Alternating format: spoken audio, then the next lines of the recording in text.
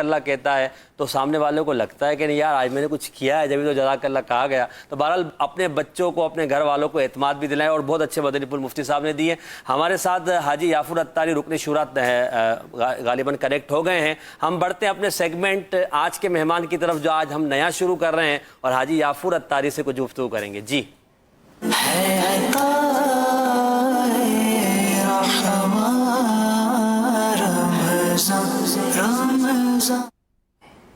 جی حاجی یافر بھائی ہمارے ساتھ ہیں تو ان کی زیارت کروا دیجئے. السلام علیکم ورحمۃ اللہ وبرکاتہ.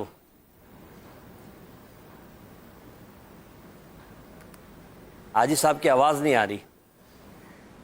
وعلیکم السلام ورحمۃ اللہ وبرکاتہ. کیسے ہیں یافر بھائی؟ ٹھیک ہیں جی الحمدللہ رب العالمین. ماشاءاللہ آپ گھر میں تشریف فرما ایسا لگ رہا ہے. کسی کے گھر میں؟ کسی کے گھر میں. چلیں اچھا یافر بھائی آج ہم نے یہ نیا سیگمنٹ شروع کیا اور آج پہلی زیارت ہم مدنی چینل پہ آپ کی کروا رہے ہیں ہمارے سلسلے میں آج کے مہمان میں. تو ہمارا موضوع آج ہے ہمارے گھر والے. جی کیا فرمایا؟ جزاک اللہ خیرہ. آمین آمین ماشاءاللہ. موضوع ہمارا ہے ہمارے گھر والے. ہم اپنے گھر والوں کی اصلاح، گھر والوں کے ساتھ رویہ، گھر والوں کے ساتھ ہمارا اخلاق کردار، اس پر گفتگو کر رہے ہیں. مفتی صاحب نے بڑی پیاری ابھی ہماری تربیت کی گھر میں اچھا ماحول بنانے کے حوالے سے. ماشاءاللہ آپ کو مدنی ماحول سے وابستہ ہوئے ایک عرصہ ہو گیا، ذمہ داری پر بھی آپ ہیں.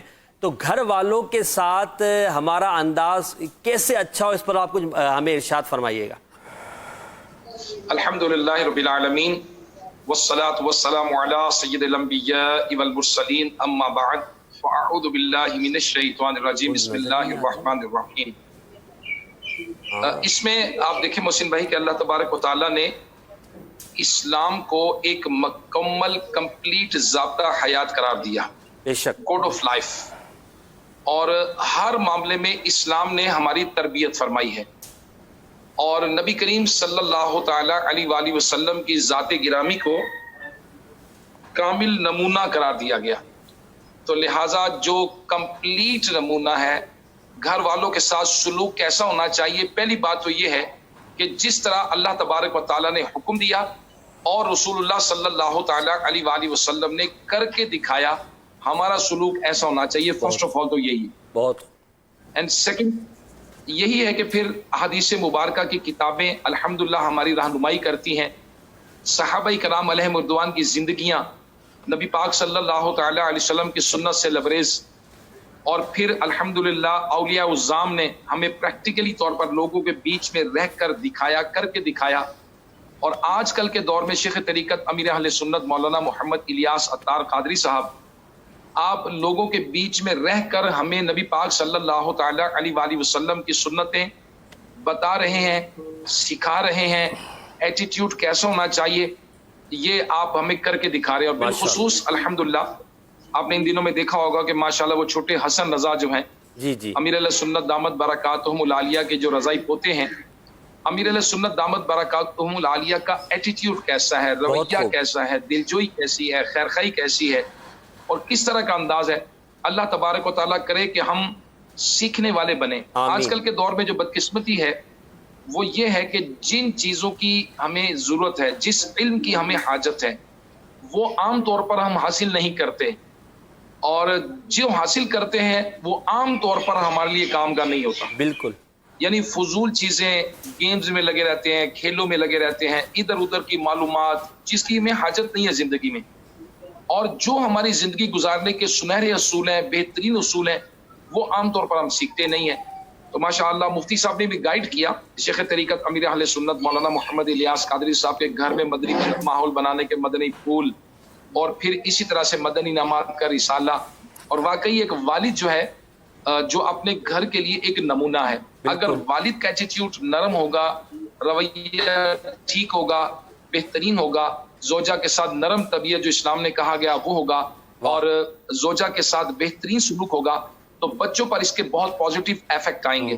مثال کے طور پر اب ایک شخص ہے، اس کا گھر میں رویہ سخت ہے اور زوجہ پر سختی کرتا ہے یا خدا نخواستہ ہاتھ اٹھاتا ہے، اس کو بچوں کے سامنے ذلیل کرتا ہے جی، تو اب بچوں کے دل میں ماں کی محبت ہوتی ہے. اب ماں کھلاتی ہے، پلاتی ہے، ان کو نہلاتی ہے، ان کی خدمت کرتی ہے، اگر وہ دیکھیں گے کہ یہ جو شخص ہے جس کا جو ہمارا والد ہے یہ ہماری ماں کو مارتا ہے اور ماں ہمیں کھانا کھلاتی ہے، یہ ہماری ماں کو ڈانٹتا ہے، یہ کرتا ہے، تو آٹومیٹکلی بچوں کے دل میں ایک نفرت سی بیٹھ جائے گی، چونکہ بچے محتاج ہیں، وہ باپ سے لے کے کھا رہے ہیں، باپ کی بات کو انکار نہیں کر سکتے، چھوٹے ہیں ابھی، تو لہٰذا وہ نفرت پنپتی بڑے ہو جائیں گے جی۔ اور ایسا بھی ہوا ہے میرے پاس جو تعویذات یا تاریہ کے اسلامی بھائی ہیں ان سے معلومات ملی ہے، یا کچھ لوگ مجھے ملے بھی ہیں میری زندگی میں کہ جنہوں نے یہ کہا کہ بچوں نے ماں کے ساتھ مل کر مجھے گھر سے نکال دیا، اللہ ملا مجھے، یعنی ایسا روڈ ایٹیٹیوڈ بچوں نے اختیار کیا۔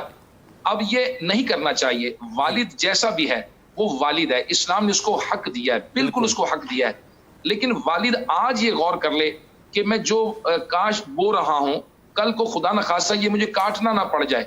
آج بچوں کے ساتھ میں سختی کر رہا ہوں، آج اس کی ماں کے ساتھ سختی کر رہا ہوں، ان کو مار رہا ہوں، اس کو ڈانٹ رہا ہوں، اس کو لتاڑ رہا ہوں، تو یہ خدا نخواستہ ایسا نہ ہو کہ کل کو میرے سامنے آ جائے یہ ساری باتیں۔ صحیح۔ تو لہٰذا اپنے آپ کو اسلام کے اصول نرمی والے، شفقت والے، محبت والے، ہاں جہاں اسلام نے کہا کہ اپنا موڈ دکھائے، تھوڑی سی سختی کرے، وہ کہاں ہے؟ وہ ہے اللہ رسول کے احکامات کے عمل کروانے کے لیے، اس کا بھی طریقہ کار ہے، پورا طریقہ سیکھے۔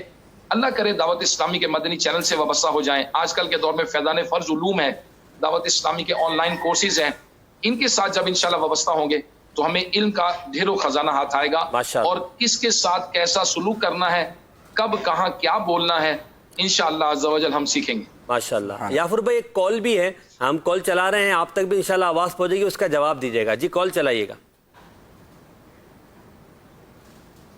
میری شادی کو تقریباً 10 سال ہو گئے ہیں اور میرا زیور 10 سال سے سسرال والوں کے پاس ہے اور وہ بتا بھی نہیں رہے کہ کتنا ہے، تو کیا اس میں زکوٰۃ میرے اوپر بنے گی یا ان کے اوپر بنے گی، اور کیا میں گناہ گار ہوں گا یا وہ ہوں گی؟ اس حال میں مجھے کیا کرنا چاہیے؟ یہ غلط کال چل گئی، مفتی صاحب کے لیے تھی، وہ دوبارہ انشاءاللہ چلاتے ہیں، مفتی صاحب کے لیے جی جی کال ٹھیک ہے، یہ نہیں کال تو ٹھیک ہے، چل غلط گئی ہے، اگلی کال لیتے ہیں۔ جی میرا نام ساجد حسین ہے، میرا آپ سے یہ سوال ہے کہ بعض باتھ روم کے اندر بیسن لگایا اور وہاں پر کلمہ شریف پڑھ کر ہاتھ دھو سکتے ہیں؟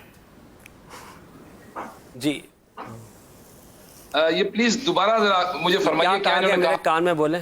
یہ اس طرح کا سوال کیا گیا ہے کہ ہم جو اپنے گھر کے ماحول کے حوالے سے گفتگو کر رہے ہیں، آپ نے اچھے مدنی پھول دیے ہیں، آپ یہ ارشاد فرمائیے کہ گھر میں اگر اونچ نیچ کا ماحول ہو یافر بھائی، کہ بسا اوقات ہو جاتا ہے شوہر کی طرف سے، بسا اوقات والدین کی طرف سے، بسا اوقات زوجہ کی طرف سے، تو اس صورت میں اونچ نیچ کے ماحول میں کیا کرنا چاہیے؟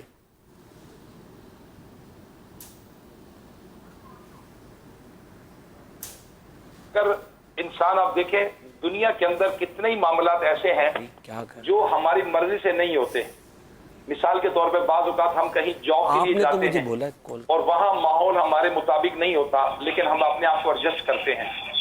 بعض اوقات کئی جگہوں پر ہم ایسی جگہ جاتے ہیں جہاں ماحول ہمارے مطابق نہیں ہوتا، ہم اپنے آپ کو ایڈجسٹ کرتے ہیں۔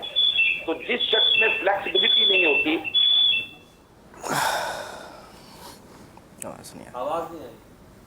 جو اپنے آپ کو لے سکے، اپنے آپ کو اس ماحول میں ڈھال سکے، تو خدا نخواستہ اللہ نہ کرے پھر یہ ہو سکتا ہے کہ وہ گھر ٹوٹ سکتا ہے، وہ شخص جاب سے محروم ہو سکتا ہے، وہ شخص دوستوں سے محروم ہو سکتا ہے، وہ رشتہ داروں سے محروم ہو سکتا ہے۔